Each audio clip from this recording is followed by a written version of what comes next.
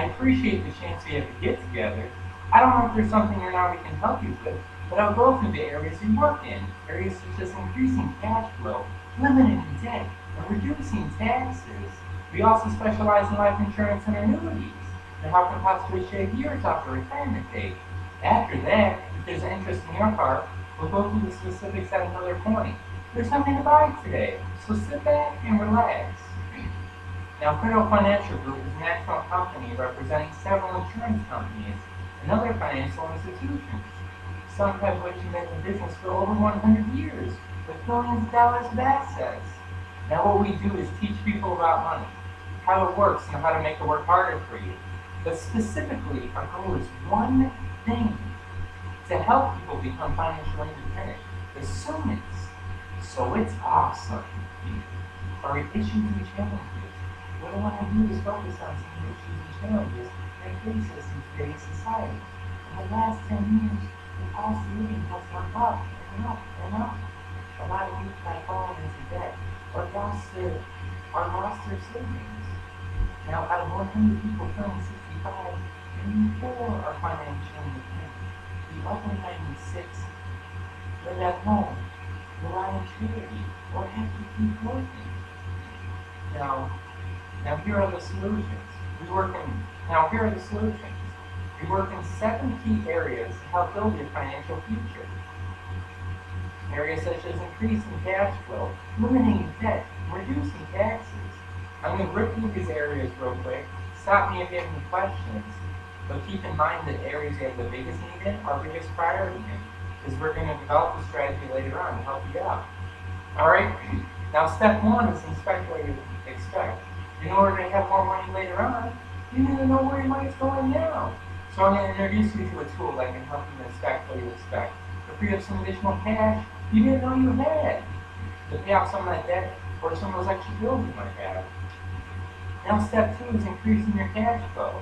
Now John, how would you define increasing cash flow? Okay, alright. Great, that's a good definition. Let's also define cash flow as this. Monthly cash flow is what's left over at the end of each month after all money comes in and all bills and expenses goes out. Alright, now at the end of each year, are you getting a tax refund or do you owe taxes? Okay, alright, you owe taxes?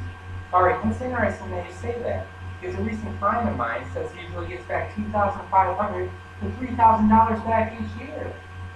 And what I said is that you're letting the government keep your money for a little over a year and give it back to you for 0% interest? And he said, yeah, that doesn't make sense. And you know what? It doesn't. There are ways to take that money while it's being earned, to put it back into your budget, to earn more money for you instead of the government. Alright, now step 3. Step 3 is the debt eliminator plan. And see, here's a family with a mortgage for $144,000, a auto loan for $39,000, a credit card for $10,000, and a store loan for $1,200. If they paid everything off according to the current plan, they'd be out of debt in 26.8 years. But by following the debt eliminator plan, they'd be out of debt in 13.1 years. You see, they have the same debt, make the same monthly payments, and there's no refinancing involved. So if they make the same payments, but instead of getting it for themselves, they not only be out of debt in 13.1 years, but they'd be out of debt and have $500,000 in savings for retirement. Alright, now plan B involves your mortgage. Do you have a mortgage? Okay. Now, how much do you owe? Alright. What is your interest rate? Does that include taxes and insurance? What is your FICO score? Alright. Now here's the debt structure of a typical payment. First mortgage, second mortgage, credit card debt, store loan totaling $206,000. Now how long might it take this family to become debt free? What they chose to do here was a debt consolidation loan. This allowed them to free up some additional cash to build an emergency fund. Alright? So you can see that their new monthly payment is $1,192. Their old monthly payment was $1,937. That's a difference of $745, or $8,940 annual savings. All right, now what do you think's better, a 15-year or a 30-year mortgage? Okay, 15-year? Now let's take a look at this. Let's say a family has a mortgage and they pay $1,760 a month towards their mortgage for 15 years and pay it off.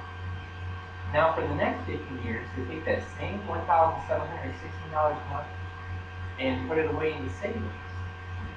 So by the end of that 15 years, they have $593,000 in savings for retirement. All right, now let's say they did a 30-year mortgage. Okay, now their monthly payment is $1,100. $1,100 a month, a difference of $524. So if they put that $524 away each month into savings, they have $780,000 in savings for retirement. Now that's a difference of $187,000. Wow, isn't that crazy? All right, now step 4 is developing an emergency fund. What I find is that most people don't have one. So when an emergency comes up, out comes the plastic. That's $1,800 in transmission for the car. 3 to 4 years later, that's $3,000 to $4,000. Now you see what's hurting people? A sound emergency fund has 4 factors. 1, it's got to be safe. 2, liquid. 3, better rate of return rather than checking account. And 4, separate or systematic. So here's the point. If it's out of sight, it's out of mind. So what I encourage you to do here is a separate account, such as a money market account. Say $50 each month out of your checking account in the same day every month, or into your money market account. So it's out of sight, out of mind. And when things happen, you have the money. It keeps away the plastic and helps you avoid dipping into your retirement savings as well, avoiding a 10% tax penalty. All right. Now, step 5 is utilizing life insurance to provide proper protection against loss of life, which leads to loss of income. You know, it's pretty devastating when mom and dad have 3 kids, and dad is suddenly gone. It's devastating, right? Now, here we do things a little bit different. Here we bring back options to help. People increase their cash flow while providing the proper amounts of life insurance protection. All right. Now, step 6 is the biggest one. And if you listen to me, it can change the quality of your life. It's about building a long-term income and a long-term savings.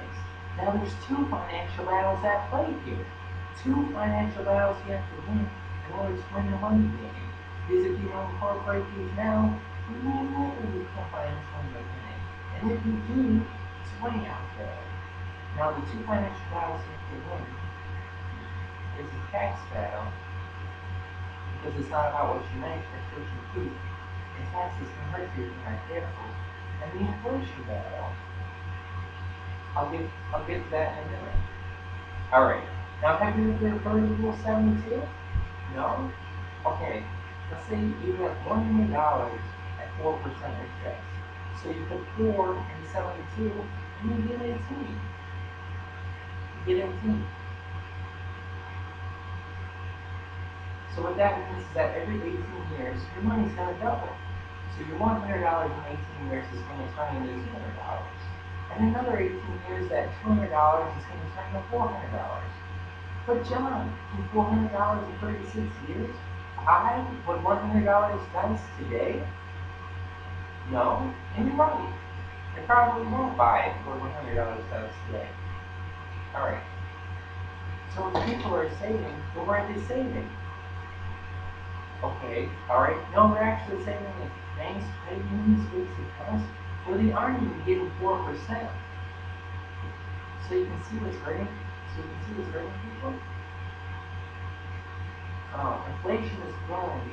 Money is growing, but inflation is growing much quicker, and people are losing purchasing power, and they will never be able to retire.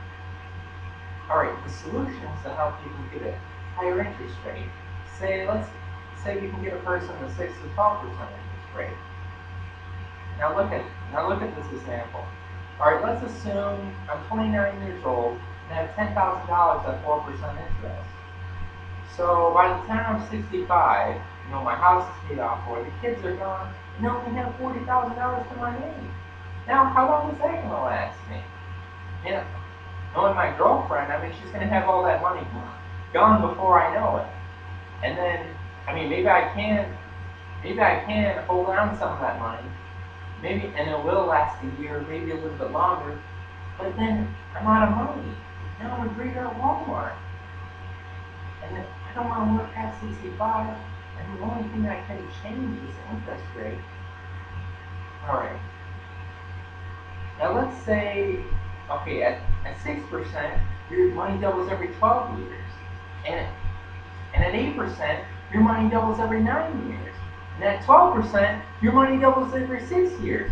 So by the time you're 65, you have $640,000. Man, isn't that amazing?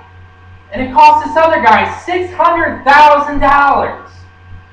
Alright, so the $1 million question is, where can I get a decent rate of return, have a protected principal, where I'm guaranteed not to lose any money? Alright, actually, there are 3 strategies, and I'm going to give you a synopsis of each one, so I know which one is suitable for when we get back together.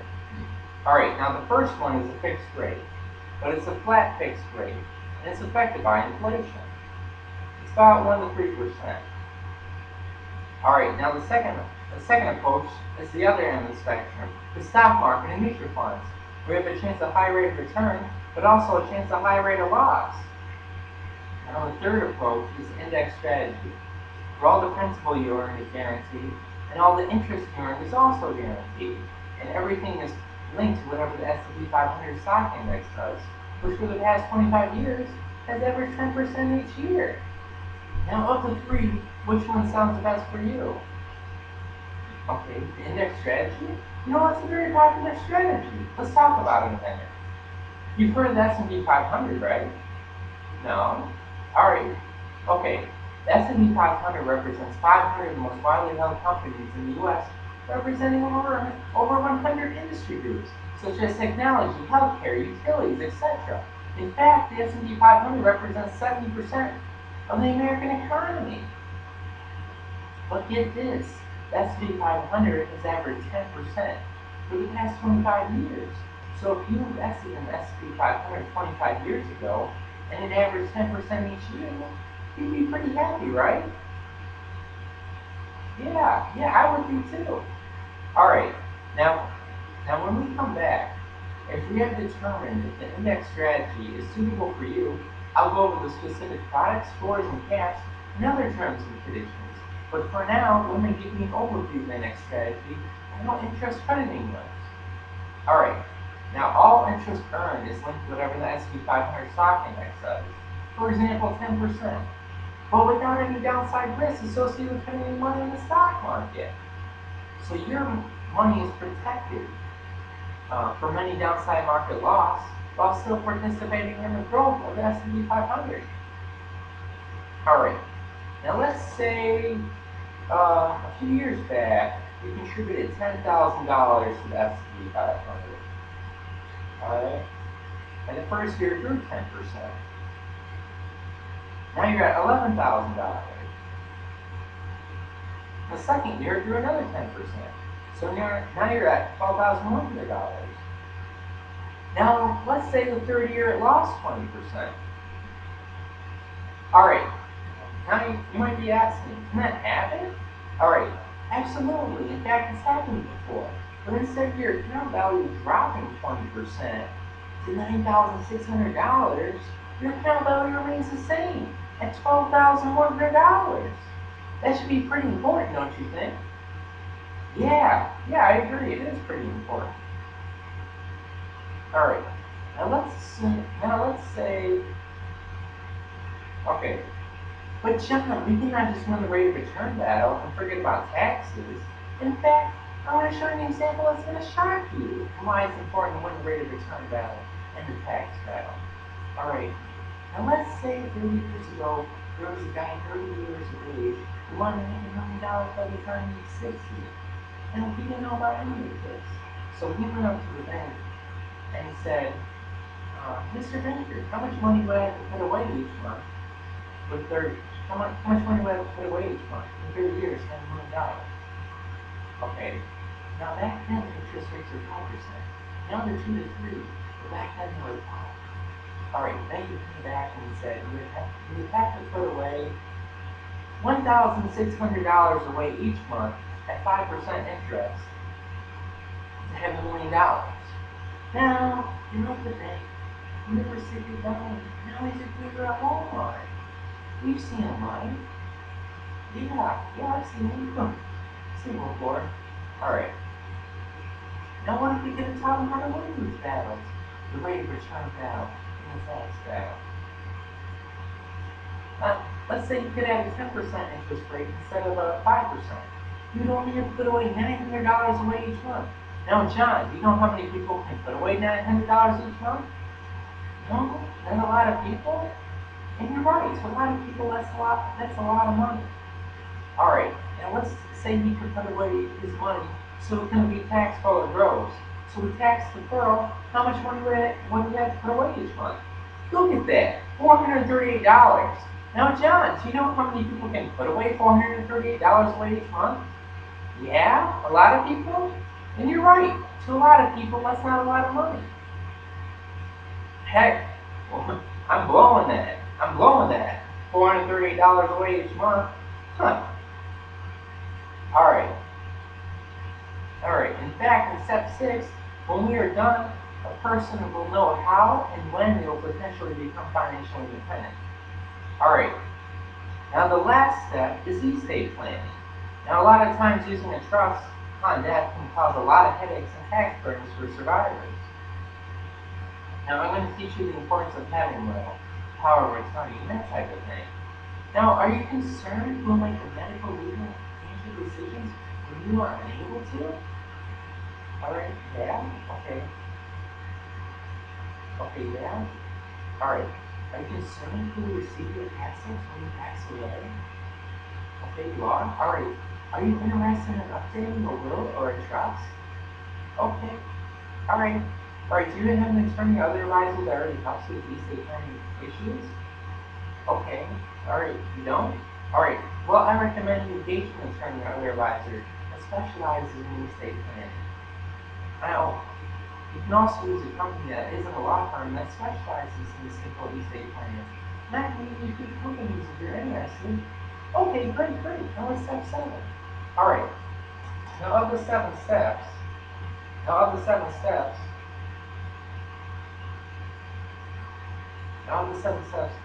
between increasing cash flow, eliminating debt, developing an emergency fund, reducing taxes, financial independence, tax planning which is critical, and estate planning. And you can only pick 2, which are the biggest priority in your life. Which 2 would they be? Okay, step 2 and step 6? Alright, good choices.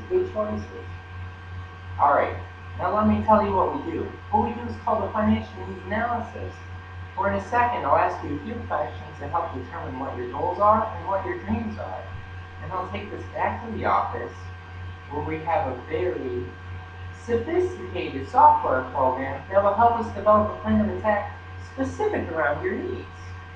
Now, let me tell you the cost of all this. When I come back, what I'll expect is hot chocolate chip cookies, fresh out of the oven, with a tall glass of milk, personally baked by you. I'm just joking, man. You're just so serious. I had to throw that out there. No, let me tell you how we get paid so I know. Alright. The companies that you choose linked up with, to help you with your specific needs, give us a referral fee or commission. So you aren't billed by services rendered by us. So it's a win-win ratio. However, the information that I bring back to you will only be as accurate as the information we put in. So work with me here, because we're talking about your financial future. And if we do this right, we can literally shave years off the retirement date. Alright, now in the next 2 or 3 years, are you planning on making any major purchases? No? Okay, good. Man, John, this is going to be awesome when we get back together in a day or 2. You have $1 million to work with. Man! When we come back together, you're going to have a crystal clear picture of how and when you're potentially going to become financially independent. This is going to change the quality of your life, and you're going to owe me big. All right. All right, now it's very important we get back together within the next 24 to 48 hours. Because if we have to go clear in the next week, we're going to have to recalculate everything we just talked about today. So with that in mind, let's just schedule like tomorrow. Have a 10 a.m. or 3 p.m. open. Which one works better for you? All right, 10 a.m.? Okay, great, 10 a.m. All right, now before I leave, let me ask you a couple of very important questions. And when I come back, if I can show you a plan that totally meets your needs, and you're totally comfortable with it, is there any reason we couldn't do business? And after we do business, is there any reason you wouldn't feel comfortable providing me with the names of 2 or 3 people you feel who could really benefit from us, and the same way benefited you? Alright, you'd be comfortable with both? Okay, great. Alright, good man. I'll see you tomorrow at 10 a.m.